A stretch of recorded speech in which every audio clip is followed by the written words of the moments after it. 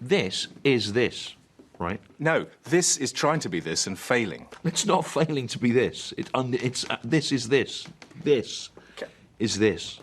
You know, I've been finding it much harder to know what to write about, and I think it's partly because I don't do anything. I just do gigs or look after kids, and I don't want to do what all the other comics of my age do, which is to just sort of come out and remember their childhood in a regional accent. Hey, do you remember Gripping Hands Action Man? I know, I had one of them, Gripping Hands Action Man. I say Gripping Hands, it was the 1970s, it was more like Wandering Hands Action Man. But we mustn't judge Action Man by the values of today. Note how my attempt at a parody of generic Live at the Apollo nostalgia material is in of itself superior to the real thing. But still, the years pass, the call never comes. So... well, I'll do some remembering childhood stuff, because it's a sort of a generic thing of stand-up. People normally enjoy this. So, in 1973, when I was 5 years old, I was kicked into a urinal trough, and I was urinated on at length by a boy called Matt Clitheroe, and the other boys in my class at Brook Street Infant School in Solihull. Matt Clitheroe started it, and he was urinating on me and laughing, and then he called all the other boys over, and they were all urinating on me and laughing, and I was 5, I was a little boy, and I was in a urinal trough, and my eyes were stinging. Some urine had gone in my mouth, and I was all wet, and I was frightened as well. But I have to admit, looking back, if I'm honest, on some level, I did enjoy the experience.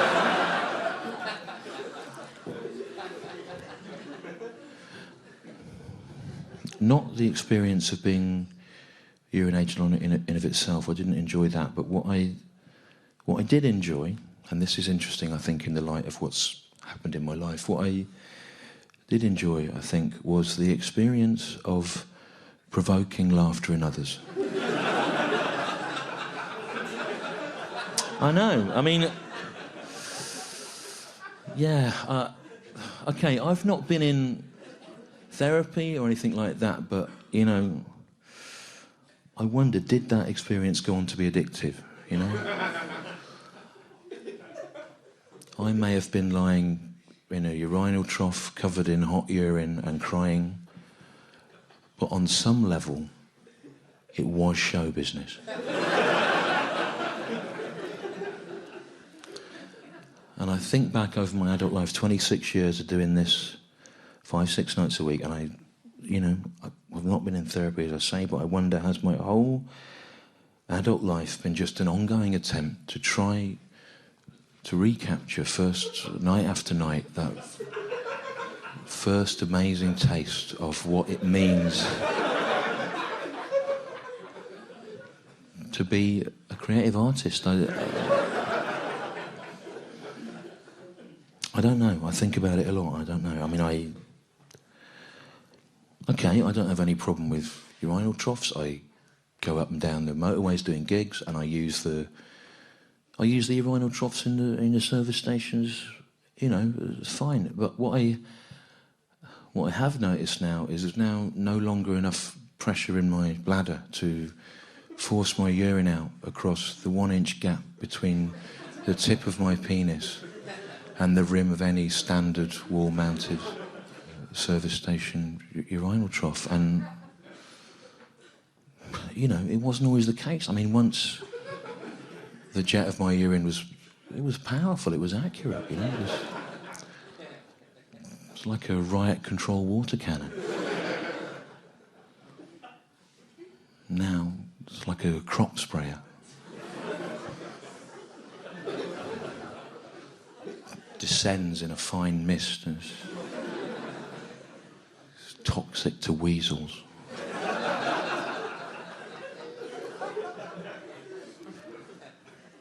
Do you know, I remember once I fractured my arm. I was blowing bubbles on the step of a static caravan in a place called Beer in South Devon, and I slipped on the bubble mixture and I fractured my arm. And my granddad took me into hospital in Exeter, and I was in traction for a month. And one day, my granddad gave me a little pot to urinate into in the bed, but I sort of missed the rim of it, and the jet of my urine was so powerful that it actually hit my granddad, who was standing 5 feet away, fully in the face.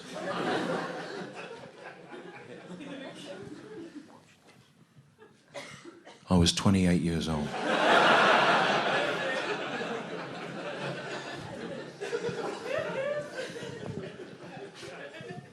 Okay, what you can feel at home, you can feel the unease in the room. And okay, what's happened is, these tickets have gone through the BBC ticket unit, right? So people that have seen me before, which is these people here, right, they're laughing throughout because they know that I wouldn't just do half an hour on urine, right? So they're assuming that it's about something else, or there's some sort of subtext, or it's about nostalgia or memory or whatever.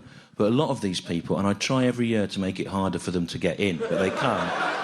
They're just liggers that apply through the BBC ticket unit. They don't know what they've come to, and they've brought nothing to the table, right? And they're thinking, oh, I won't listen to this because it's just about urine, right? But it's not. And what I've tried to do is I've shown you, right, that I'm trying to get you to buy into a story, right? But if it's like just shit, little stupid crap jokes that you want, I can go, oh, I was 28 years old, like that.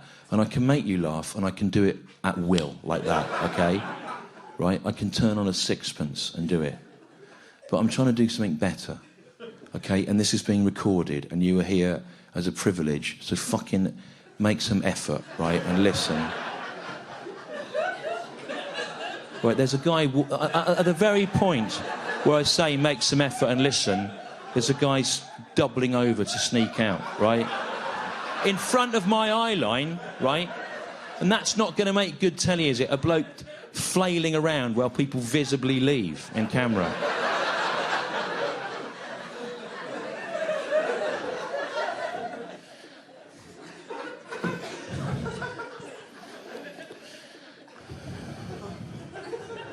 But my granddad wasn't that bothered. This was a man, he'd been shot at by Nazi fighter planes when he was RAF ground crew in World War II. I mean, he'd looked death in the eye. To him, a child's urine off his old man's face was just water off a duck's back. Or a child's urine off an old man's face. Which became a figure of speech in our family. Used to describe anything of no consequence.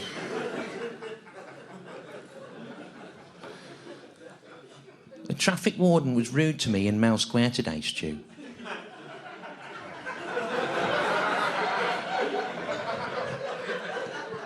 Were you upset, Gran? Not really, no. It were child's urine off an old man's face. A fella tooted at me for driving too slow on the Digbeth flyover this morning, Stu. Were you upset, Grandad? Not really, no. It were child's urine off an old man's face. I saw a child urinating onto a duck's back in Cannon Hill Park today.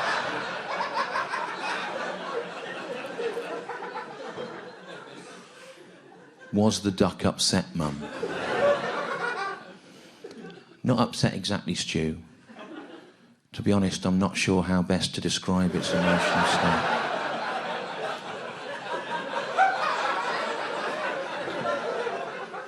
They're still doing the main amount of work, though, aren't they? You, mate, with the beard, you're a dead weight in this room. You are. And you're right in my eye line. You're a dead weight. There are cackling sycophants that would have loved that seat.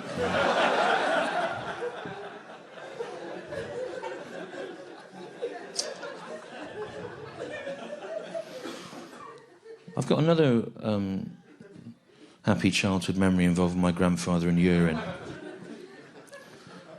About 2 years after I urinated into my granddad's face in Exeter, down in the West Country there, my mother took my granddad and I on holiday to Malta, and while we were there, we were both urinating together into a kind of ceramic urinal trough on the floor of a quite ornate public urinal in Malta, and there were big black Maltese flies buzzing around the twin streams of our urine. And my granddad, who'd been in the RAF, remember, he started trying to sort of shoot down the flies.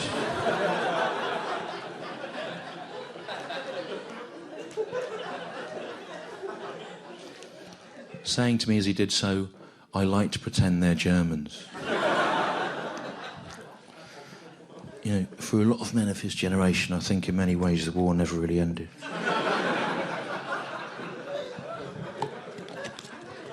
Still just you, isn't it? It's still just you. Do you know what? I've been running this in live for about 6 months, and there is normally applause there. And it is fucking sod's law that the night you come to record it is just one pocket of people going. That's why I always drink the water at this point, because I drink the water sort of magnanimously while I wait for the. No.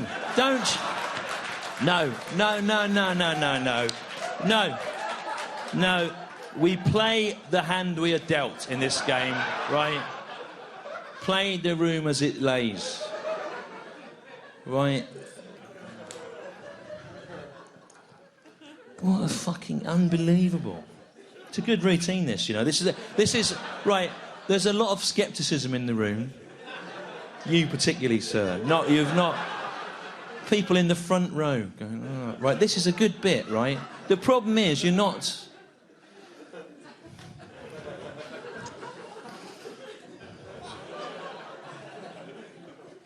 This plays into what you think of us as well, doesn't it? You think we're mad comedians, don't you? Sort of crazy, desperate figures, sort of low self-esteem, you know, wanting the approval of strangers all the time, perhaps because of some childhood trauma.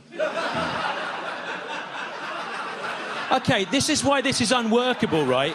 Because there's a table here finding things that aren't there, right? And yet here, the beard guy, this front row, and yet I'm supposed to steer a course through this. I'm glad this has been captured, because it shows what an impossible. Every now and again, it is a very difficult job. This, you know, we lose. It's very stressful. We lose a lot of people to the. You know, like Hancock and Lenny Brewster, all these guys, because you have got a bit, and it always goes bang, bang, bang, and then you have a night and you feel it melting under you, and you. I mean, audiences like you know, you as good as murdered Robin Williams.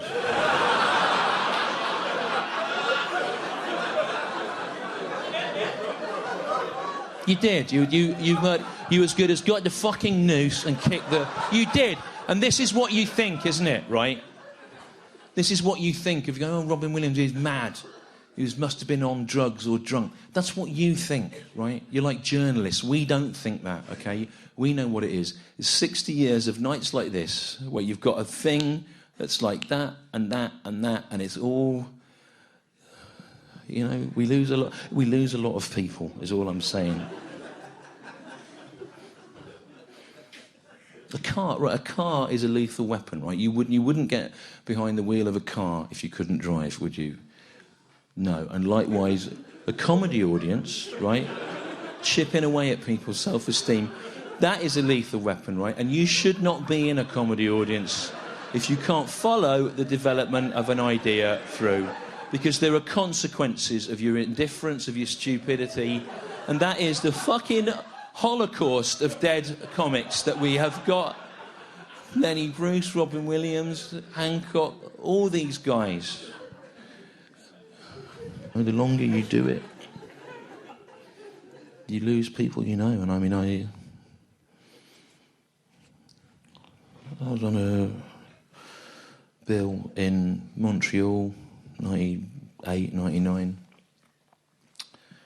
and it was me for about a month. Me, Richard Jenny, Mitch Hedberg, who's very good, and Stanhope, and you know, within about 5 years of that gig, half the people on that bill were dead, you know, because of you. And well, you know,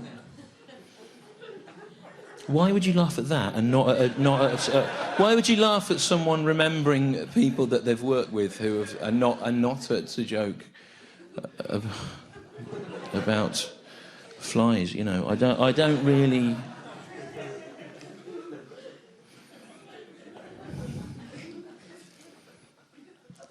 I think about them.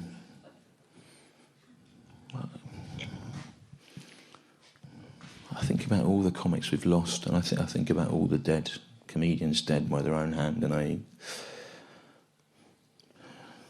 think about them every night before I come on stage. But I do come on stage, and I walk out onto these stages every night through a forest of ghosts.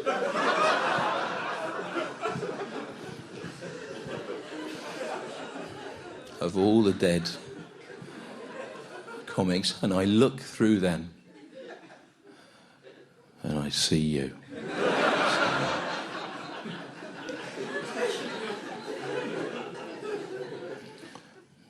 And the worst ones are the people that I knew, because they're not like ghosts in a film. They're just in the clothes they wore when I knew them, and they stand just like they would have stood at the bar in Edinburgh or whatever. And they come up to me on this side, some of them, and they say to me, "Oh, don't let them get you down," you know.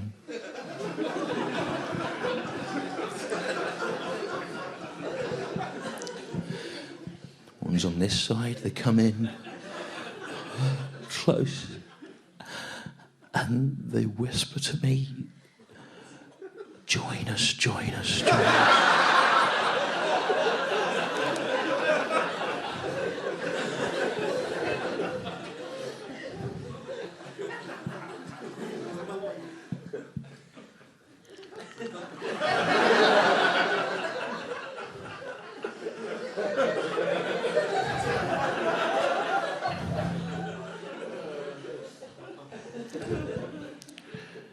Anyway, the Maltese flies. Look, I'm just going to finish this bit because I don't want you all going on fucking social media and going, "Oh, then he went mad and he didn't finish the..." I'll just finish this bit.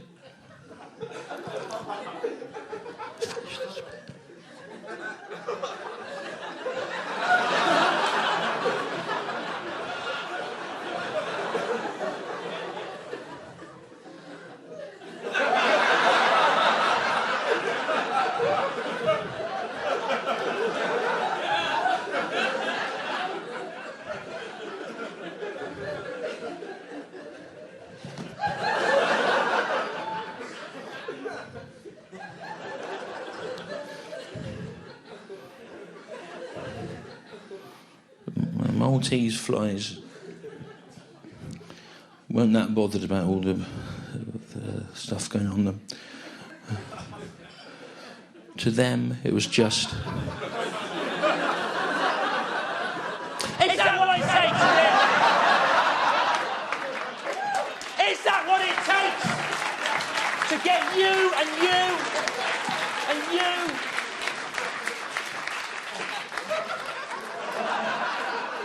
Get in a fucking broad. To think out of the curve. To understand that you hold in your visibly indifferent hands, and you're bored TV executive complimentary table hands a person's living, beating heart.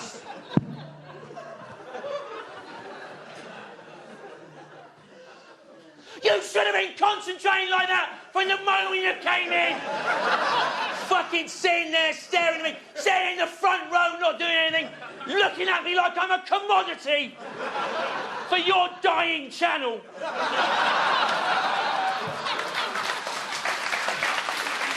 Because there are constant fucking blokes creeping out in front of you.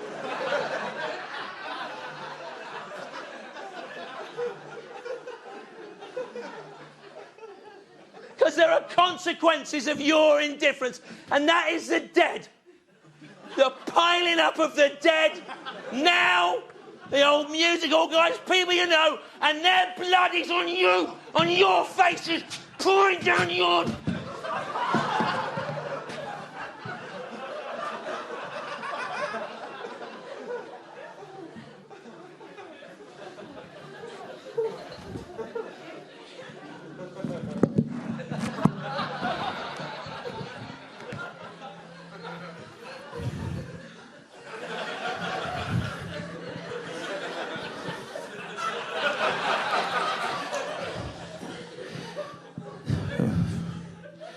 Maltese flies. They weren't that bothered about all the going on them. To them, it was just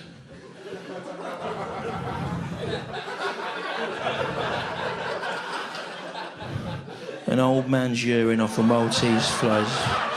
Don't clap, don't clap. Don't, what are you you're clapping yourselves. You're clapping your own ability to follow the development of an idea. I take that as a given. That's what you... It's not a fucking treat for me that you decided to... This is being filmed.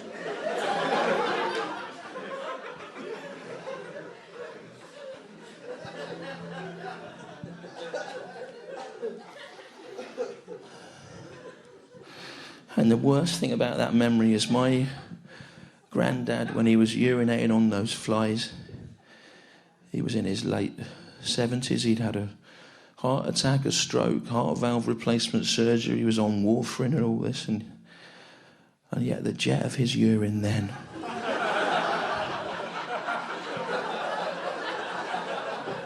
was more powerful and accurate than mine is now at the age of 47.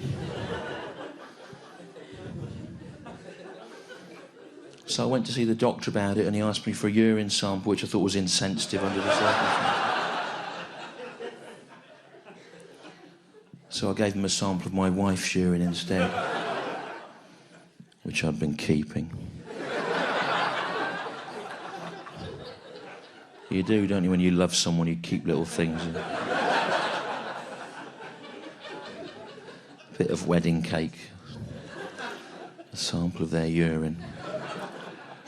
Picture them as a younger woman in a bikini on a beach somewhere. They don't know you've got it, you found it in a tin.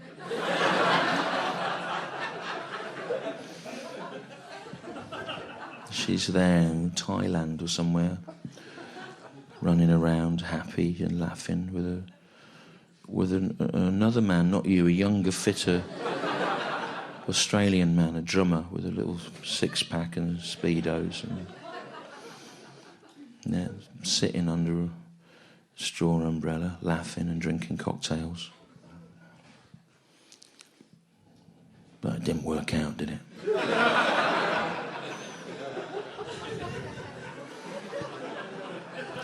What a shame for you. We all like to think, don't we, that we make positive choices in life, but sometimes it's all about which chair you're sitting in when the music stops.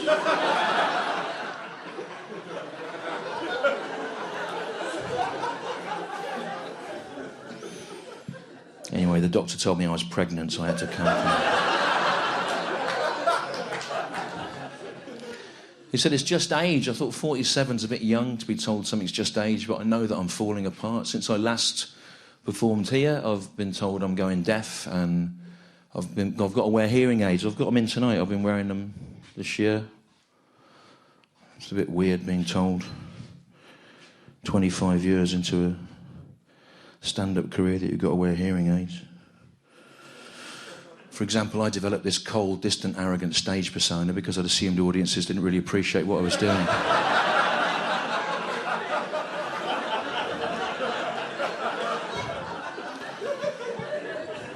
Turns out the gigs have been going very well. Yeah.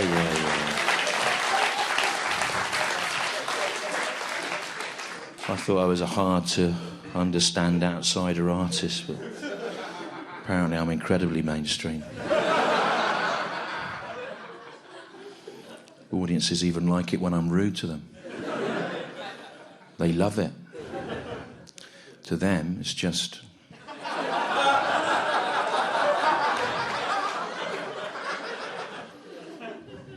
But I wasn't always this popular. Once I was kicked into a urinal trough and urinated in it.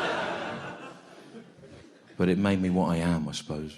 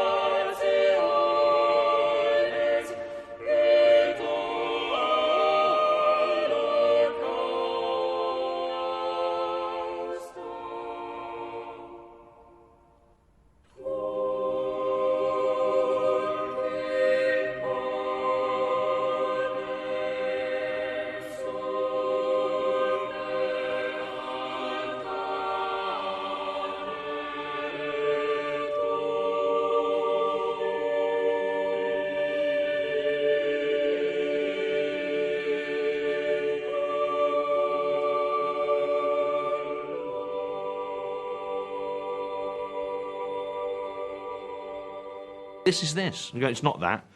They can say it isn't this, but it is. This is this. You've spent 25 years honing your craft. You're just reduced to saying this is this, yeah. And you can't even really prove that, can you? Well, you just have to insist that this is this. You've written loads of material and you've done loads and loads of gigs all over the country, and the best you can offer anyone is that what I'm saying is this There'll is be this. people sitting at home going, oh, look at that, it isn't that. I go, it is that. How do you know? That's a straw man. Who on earth is sitting at home going, look at that, it isn't that? What evidence have you got? They might be. So I'm going to build a whole career to refute what I imagine somebody might be thinking. This? And yeah. This is this. You keep saying that. It doesn't sound any better. There's all sorts of things they can... No, this is happening again now. This is hang on, but is this happening? I've lost track of what this is now. Well... Last time this happened, I felt I should intervene. Now I feel I've literally got no tools to deploy. Again, right? It's 2 years of work. It's 2 years of work. I've been out to gigging like 6 nights a week for 2 years to get all this together. People go, oh, it's not as good as last time. You know, he's done this. That doesn't make any sense. Well, fine, right? All those things might be true. But this is this.